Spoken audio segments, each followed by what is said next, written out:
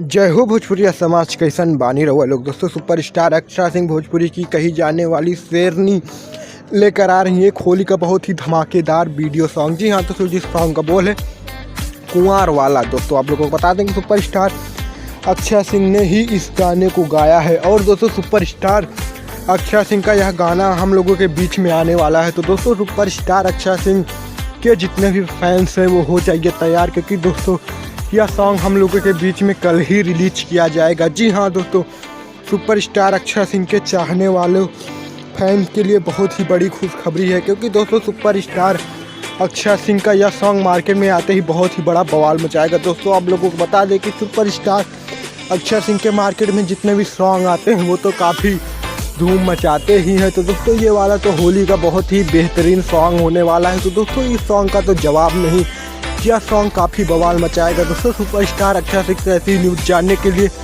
आप लोग हमारे चैनल को सब्सक्राइब कर दें, क्योंकि हम भोजपुरी से जुड़ी सभी न्यूज़ सबसे पहले आप तक पहुंचाते हैं। मिलते हैं नेक्स्ट वीडियो में। जय हिंद, जय भारत, जय भोजपुरी जहान।